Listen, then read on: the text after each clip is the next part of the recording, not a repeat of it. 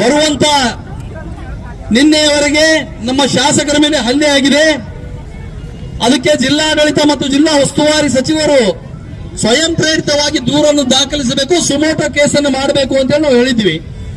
ಮಾಡಲಿಲ್ಲ ಅಂದ್ರೆ ನಾವು 12ನೇ ತಾರೀಕಿಗೆ ನಾವು ದೊಡ್ಡ ಹೋರಾಟ ಮಾಡ್ತೀವಿ ಅಂತ ಒಂದು ಕರೆಯನ್ನು ಕೊಟ್ಟಿದ್ವಿ. ಆದ್ರೆ ಈ ಕುರುಡು ಸರ್ಕಾರ, ಈಗಾಗಲೇ ಕಲ್ಲೂರು ಸಾಹೇಬ್ರು ಹೇಳಿದ್ರು, ಈ ಕುರುಡು ಸರ್ಕಾರಕ್ಕೆ ಏನು ಕಾಣ್ತಾ ಇಲ್ಲ. ಈ ಹೋರಾಟ ಅನಿವಾರ್ಯ ಆಯ್ತು. ಇವತ್ತು ನಮಗೆ ಸರ್ಕಾರ ಇದೇ ರೀತಿ ಮುಂದುವರಿಸಿದ್ರೆ ಇನ್ನು ಇದಕ್ಕಿಂತ ದೊಡ್ಡ ಹೋರಾಟ ನಾವು ಮಾಡಬೇಕಾಗ್ತದ. ಈಗಾಗಲೇ ನಮ್ಮ ನಾಯಕರು ಹೇಳಿದ್ದಾರೆ, ಯಡಿಯೂರಪ್ಪನವರು ಬರ್ತಾರ, ವಿಜೇಂದ್ರ ಬರ್ತಾರ ಅಂತೇಳಿ.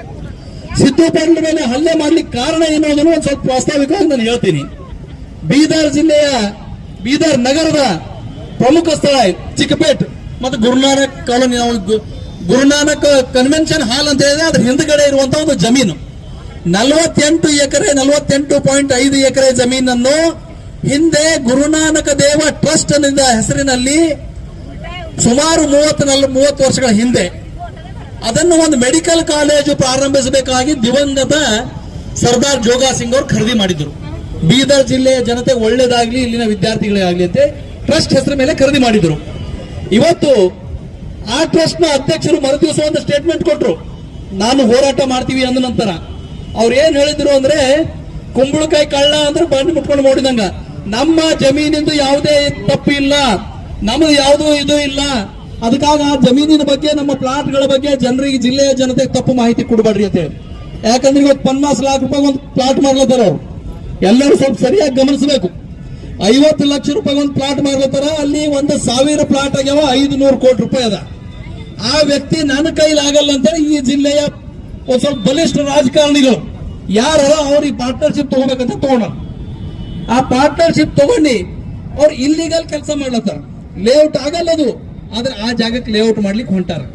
ಆ ಲೇಔಟ್ ಯಾಕೆ ಮಾಡ್ತಾ ಇದೀರಿ, ಸರ್ಕಾರಕ್ಕೆ ಹಾನಿ ಮಾಡ್ಲತ್ತಾರ ಅಂತ ನಮ್ಮ ಶಾಸಕರು ಕೇಳ್ಯಾರ. ಇದು ಮೊದಲನೇ ಭಾಗ. ಇದಕ್ಕಿಂತ ಒಂದು ಸಣ್ಣ ಉದಾಹರಣೆ ಹೇಳ್ತೀನಿ.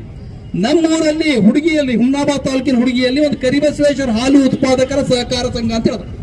ಬಹಳ ಹೈದದ ಹಿಂದೆ ದೇವೇಂದ್ರಪ್ಪನವರು ಅಂತ ನಮ್ಮ ಜಿಲ್ಲೆಯಲ್ಲಿ ಬಹಳ ದೊಡ್ಡ ರಾಜಕಾರಣಿ ಇದ್ದರು. ಅವರು ಕಾಂಗ್ರೆಸ್ ಪಕ್ಷದಲ್ಲೇ ಇದ್ರು. ಅದು ಒಳ್ಳೆ ಹಾಲು ಉತ್ಪಾದಕ ಇಡೀ ರಾಜ್ಯಕ್ಕೆ ಒಳ್ಳೇದಿತ್ತು. ಅದಕ್ಕಾಗಿ KMF ನಮ್ಮ ಭಾಗಕ್ಕೆ ಬಂತು. ನಮ್ಮ ಹುಡುಗಿಯಲ್ಲಿ ಒಂದು ಚಿಲ್ಲಿಂಗ್ ಸೆಂಟರ್ ಮಾಡಬೇಕಿತ್ತು. ಅವ್ರು ಏನ್ ಮಾಡಿದ್ರು, 1 ಎಕರೆ ಜಮೀನ್ ಖರೀದಿ ಮಾಡಿದ್ರು ಹೈವೇ ಮ್ಯಾಗ.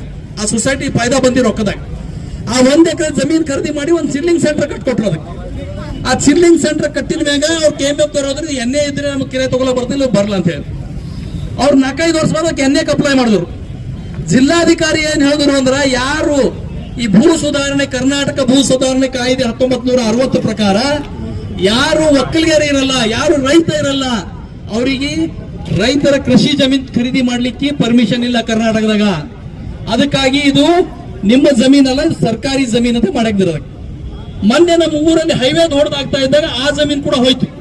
ಯಾವ ರೈತರ ಜಮೀನ್ ಹೋಗಿ ಅವರಿಗೆಲ್ಲ ರೊಕ್ಕ ಬಂದವ, ಆದ್ರೆ ಆ ಜಮೀನಿಗೆ ದುಡ್ಡು ಬರ್ಲಿಲ್ಲ. ಸರ್ಕಾರಿ ಜಮೀನ್ ಅಂತ ಇದ್ವಿ, ಸೊಸೈಟಿಗೆ ಬರ್ಲಿಲ್ಲ. ಆ ರೀತಿ ಕಾನೂನು ಏನಿದೆ, ರೈತನಿಗೆ ಮಾತ್ರ ಭೂಮಿ ಖರೀದಿ ಮಾಡ್ಲಕ್ ಬರ್ತದೆ, ಯಾವುದೇ ಸೊಸೈಟಿಗೆ, ಟ್ರಸ್ಟಿಗೆ ಖರೀದಿ ಮಾಡ್ಲಕ್ ಬರಲ್ಲ. ನಿಮ್ಮ ಗುರುನಾನಕ್ ಜೀರಾ ಸಾಹಿಬ್ ಕಮಿಟಿ ಏನದ, ನಿಮಗೂ ರೈತರ ಜಮೀನು ಖರೀದಿ ಮಾಡ್ಲಿಕ್ಕೆ ಬರಲ್ಲ. ಆ ಜಮೀನ್ ನಿಮ್ಮ ಜಮೀನಲ್ಲ, ಸರ್ಕಾರಿ ಜಮೀನ್ ಆಗಬೇಕು. ಇವತ್ತು 1,000 ಕೋಟಿ ರೂಪಾಯಿ ಬೆಲೆ ಬಾಳುವ ಸರ್ಕಾರಿ ಜಮೀನನ್ನು ನಾವು ಬೀದರ್ ಜಿಲ್ಲೆಯ ಜನತೆಗೆ ಮೋಸ ಮಾಡಿ, ಸರ್ಕಾರಕ್ಕೆ ಮೋಸ ಮಾಡಿ ಲೂಟಿ ಮಾಡ್ಬೇಕಲ್ಲತ್ತೀರಿ. ನೀವು ಯಾರು ಜಗಳ ಆಡ್ಯಾರ ಅವರಿಬ್ರು ಕೂಡಿ. ಇದಕ್ಕೆ ಭಾರತೀಯ ಜನತಾ ಪಕ್ಷ ಅವಕಾಶ ಕೊಡೋದಿಲ್ಲ. ನೀವು NA ಲೇಔಟು ಅದು ಎಲ್ಲ ಹಿಂದಿನ ಅದರ ಸ್ವತಃ ಮಂತ್ರಿಗಳೇ ಒಪ್ಕೊಂಡಾರ. ಸದನ ನಮ್ಮ ಶಾಸಕರಿಗೆ ಹೇಳಿದ್ರು ತಪ್ಪದ ಅಂತ ಹೇಳಿ, ಇವ್ರು ಹೇಳ್ತಾರ ತಪ್ಪಿಲ್ಲ ಅಂತ. ನೀವು ತಪ್ಪಿಲ್ಲ ಅಂದ್ರೆ ಮತ್ತೆ ಮಂತ್ರಿ ರಾಜೀನಾಮೆ ಕೊಡ್ಬೇಕು. ಸದನ ತಪ್ಪದಂತೆ ಭೈರತಿ ಸುರೇಶ್ ಹೇಳರು, ಅವರ ರಾಜೀನಾಮೆ ಕೊಡ್ಬೇಕು ಅಂತ ನೀವರ ಅದು ಬಿಟ್ಟು ಕೊಡ್ಬೇಕು ಸರ್ಕಾರ. ಅದು ಸರ್ಕಾರಿ ಆಸ್ತಿ ಅದ. ನಮ್ಮ ಜಿಲ್ಲೆಯಲ್ಲಿ ಜಿಲ್ಲಾಧಿಕಾರಿ ಕಚೇರಿ ಕಟ್ಲಕ್ ಜಾಗ ಇಲ್ಲ, ಇಲ್ಲೇ ಹಳಿದೆ ಮುರಿದು ಕಟ್ಲತ್ತಾರ. ಇವತ್ತು ಸರ್ಕಾರ ಯಾವ್ದಾರ ಇದು ಕಟ್ಟಬೇಕಂದ್ರೆ ಜಾಗ ಇಲ್ಲ. ಸರ್ಕಾರ ಇವತ್ತು ಅದಕ್ಕೆ ಮುಟ್ಟುಗೋಲು ಹಾಕಬೇಕು. 1 ಎಕರೆ ಒಂದು ಸೊಸೈಟಿ ನೀವು ಸರ್ಕಾರಿ ಜಮೀನು ಮಾಡ್ತೀರಿ ಅಂದ್ರೆ 50 ಎಕರೆ ಬೀದರ್ನ ಪ್ರೈಮ್ ಲೊಕೇಶನ್ ಇರುವಂತ 1,000 ಕೋಟಿ ನೀವು ಹೆಂಗ್ ಕಣ್ಣು ಮುಚ್ಕೊಂಡು ಕೂತೀರಿ? ಇದ್ರದಾಗ ಎಲ್ಲರೂ ಶಾಮೀಲರ. ಕಾಂಗ್ರೆಸ್ ಸರ್ಕಾರ ಶಾಮೀಲದ, ಕಾಂಗ್ರೆಸ್ನ ಶಾಸಕರು ಶಾಮೀಲರ, ಕಾಂಗ್ರೆಸ್ನ ಉಸ್ತುವಾರಿ ಮಂತ್ರಿಗಳು ಬೀದರ ಶಾಮೀಲರ. ಯಾಕೆ ಅವ್ರು ಕ್ರಮ ಕೈಗೊಳ್ತಾ ಇಲ್ಲ? ಕಾನೂನು ಇದೆ, ನಿನ್ನದೇ ಕಾನೂನು 2021 ಬದಲಾವಣೆ ಆಗ್ಯಾದ. ಅದ್ರ ನಂತರ ಯಾವುದೇ ಸೊಸೈಟಿ ಮತ್ತು ಟ್ರಸ್ಟ್ನವ್ರು ತಗೊಳ್ಬಹುದು ಅಂತ ಆಗ್ಯಾದ. ಅದಕ್ಕೆ ಆ ಜಮೀನನ್ನು ಇವತ್ತ ಸರ್ಕಾರಿ ಜಮೀನು ಮಾಡಬೇಕು. ಅದು ಇಲ್ಲಿಗಲ್ ಅಂತ ನಮ್ಮ ಶಾಸಕರು ಕೇಳಿದ್ದಕ್ಕ ಯಾಕೆ ವಿಧಾನ ಪರಿಷತ್ ಸದಸ್ಯರು ಹಲ್ಲೆಗೆ ಬಂದ್ರು ಅಂದ್ರ ಅವ್ರದ್ದು ಅದರದ ಪಾರ್ಟ್ನರ್ಶಿಪ್ ಅದ. ಈಗ ಹೇಳಿದ್ರು ನಮ್ಮ ನಾಯಕರೊಬ್ರು ಮಾತಾಡ್ತಾ ಅವ್ರಿಗೆ ಮೆಣಸಿನಕಾಯಿ ಹೊಡಿತಂತೆ. ಮೆಣಸಿನಕಾಯಿ ಸುಮ್ನೆ ಹೊಡೆಯಲ್ಲ, ಅವ್ರದ್ದು ನುಕ್ಸಾನ ಆಗ್ಲತ್ತದ. ಅವ್ರದ್ದು ನುಕ್ಸಾನ ಆಗ್ಲತ್ತ ಈ ಕಡೆಯಿಂದ ಅವರು ನೀವು ಇದಕ್ಕೆ ಯಾಕೆ ಕೇಳತ್ತೀರಿ, ಇದು ಯಾಕೆ ಬೇರೆ ಕೇಳ್ರಿ ಅಂತ ಹೇಳಿ ಇವತ್ತು ಹಲ್ಲೆ ಮಾಡಿದ್ದಾರ. ಇವತ್ತು ರಾಜ್ಯ ಸರ್ಕಾರ ಇವತ್ತು ಪೂರ್ತಿ ಗಮನಿಸ್ತಾ ಇದೆ. ಅದಕ್ಕೆ ನಾವು ರಾಜ್ಯ ಸರ್ಕಾರಕ್ಕೆ ಒತ್ತಾಯ ಮಾಡ್ತೀವಿ. ಅವ್ರು ಹಲ್ಲೆ ಮಾಡಿದ್ರೆ ನಮ್ಮ ಶಾಸಕರೇನು ಸುಮ್ ಕೊಡ್ಲಿಲ್ಲ. ಇವತ್ತು ಇಡೀ ಕರ್ನಾಟಕ ಕಾಂಗ್ರೆಸ್ ಜನತೆ ಪಾಠ ಕಲಿಸಿದ್ದಾರ. ನೀವು ನಮ್ಮ ಶಾಸಕರಿಗೆ ಕೈ ಮುಟ್ಲಕ್ ಸಾಧ್ಯ ಇಲ್ಲ ಅನ್ನುವಂತ ಮಾತನ್ನು ಇಡೀ ಮೀಡಿಯಾ ಎದುರು ತೋರಿಸ್ಕೊಟ್ಟಿದ್ದಾರೆ ನಮ್ಮ ಶಾಸಕರು. ಮತ್ತು ಒಬ್ಬ ಶಾಸಕ ಯಾವ ರೀತಿ ಇರಬೇಕು ಅಂತ ಹೇಳಿ ಕೂಡ ಅವ್ರು ಮಾದರಿಯಾಗಿ ತೋರಿಸ್ಕೊಟ್ಟಾರೆ. ಅವ್ರೇನೋ ಅವ್ರಿಗೆ ಹೊಡೆದು ಬಹಳ ದೊಡ್ಡ ವಿಷಯ ಇರಲಿಲ್ಲ ಅಲ್ಲಿ, ಇವರು ಅವ್ರಿಗೆ ಹೊಡೆದ್ರೆ ಬಹಳ ಜಲ್ದಿ ಇದಾಗಬಹುದಿತ್ತು. ಆದ್ರೂ ಒಬ್ಬ ಶಾಸಕ ನಾವು ಪ್ರಜಾಸತ್ತಾತ್ಮಕವಾಗಿ ಒಬ್ಬ ಜನರಿಂದ ಆಯ್ಕೆ ಬಂದು ನಾವು 2.5 ಲಕ್ಷ ಜನರದ ಒಂದು ಪ್ರತಿನಿಧಿಯಾಗಿ 2 ಲಕ್ಷ ಮತದಾರರ ಪ್ರತಿನಿಧಿಯಾಗಿ ನಾವು ಯಾವ ರೀತಿ ಗೌರವಪೂರ್ವಕವಾಗಿ ವರ್ತನೆ ಮಾಡಬೇಕು ಅಂತ ಇವತ್ತು ಶಾಸಕರು ತೋರಿಸ್ಕೊಟ್ರು. ಆ ಮೀಟಿಂಗ್ ಮುಗಿದ ನಂತರ ಪೊಲೀಸರು ಕೇಳಿದ್ರು ಅವ್ರಿಗೆ ನಿಮಗೆ ರಕ್ಷಣೆ ಕೊಡ್ತೀವಿ ಅಂತ. ನಮಗೇನು ರಕ್ಷಣೆ ಬೇಕಾಗಿಲ್ಲ, ನೀವು ಬೇಕಾದ್ರೆ ಅವರಿಗೆ ಕೊಟ್ಕೋರಿ ಅಂದ್ರು. ಅವ್ರು SP ಅದನ್ನ ಬೈದ್ರು, ನೀವು ಯಾಕೆ ಹುಮ್ಮನ ಬತ್ತಾಗ 144 ಹಚ್ಚಿರಿ ಅಂತ ಹೇಳಿ. ಅದಕ್ಕೆ ಇಲ್ಲಿ ಯಾರು ಭಯ ಪಡೋರಿಲ್ಲ. ನಮ್ಮ ಶಾಸಕರ ಮೇಲೆ ಹಲ್ಲೆ ಆಗ್ಯದ ಅಂತ ಇಲ್ಲ, ನಮ್ದು ಯಾವುದೇ ಕಾರ್ಯಕರ್ತನ ಅಂಗಾಲಿಗೆ ಮುಳುಗುಡಿದ ಅಂದ್ರೂ ನಾವು ಇಷ್ಟು ಜನ ಕೂಡ ಹೋರಾಟ ಮಾಡ್ತೀವಿ. ಇವತ್ತು ನಮ್ಮ ಕಾರ್ಯಕರ್ತರು ಯಾರು ನಾವು ಕಾಂಗ್ರೆಸ್ನವರಿಗೆ ಹೆದರುವಂತ ಅವಶ್ಯಕತೆ ಇಲ್ಲ.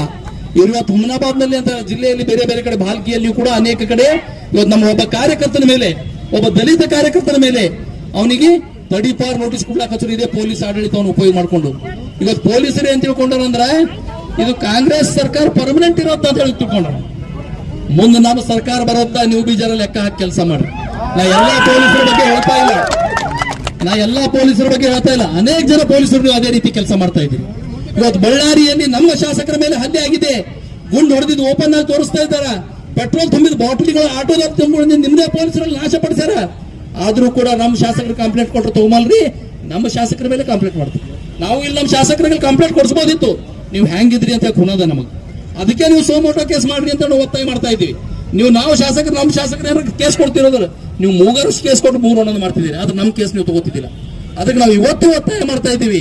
ಒಂದು ವೇಳೆ ನೀವೇನಾದ್ರೂ ಸೋಮೋಟೋ ಕೇಸ್ ತಗೊಳ್ಳಿಲ್ಲ ಅಂದ್ರ ಬರುವಂತ ದಿನದಲ್ಲಿ ಒಂದು ಸೋಮೋಟೋ ಕೇಸ್ ತಗೊಳ್ಬೇಕು, ಇಲ್ಲ ಅಂದ್ರೆ ಇನ್ನೂ ಉಗ್ರ ಹೋರಾಟ ಮಾಡ್ತೀವಿ.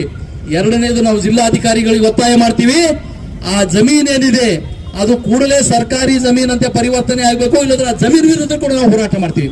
ಅದು ಒಂದೇ ಜಮೀನಲ್ಲ, ಬೀದರ್ನಲ್ಲಿ ಈ ರೀತಿ ಯಾರ್ಯಾರು ಜಮೀನು ಕಬ್ಜಾ ಮಾಡಿರೋ ಸರ್ಕಾರಿ ಜಮೀನುಗಳು, ಆ ಎಲ್ಲಾ ಸರ್ಕಾರಿ ಜಮೀನುಗಳನ್ನು ತೆರವುಗೊಳಿಸಲಿಕ್ಕೆ ಭಾರತೀಯ ಜನತಾ ಪಕ್ಷ ಯಾವ ರೀತಿ ಎಲ್ಲಿಯವರೆಗೆ ಹೋರಾಟ ಮಾಡಬೇಕು ಅಲ್ಲಿಯವರೆಗೆ ನಾವು ಹೋರಾಟ ತಗೊಂಡು ಹೋಗ್ತೀವಿ. ಇವತ್ತು ಹುಬ್ಬಳ್ಳಿಯಲ್ಲಿಯೂ ಕೂಡ ಸ್ವತಃ ಪೊಲೀಸರು ಒಬ್ಬ ನಮ್ಮ ಸಾಮಾನ್ಯ ಕಾರ್ಯಕರ್ತೆ BLA 2, ನಾವು ಇಲ್ಲದವರು ಎಲ್ಲರೂ ಬಹುತೇಕ BLA 2ಗಳಾಗಿದ್ದೀವಿ.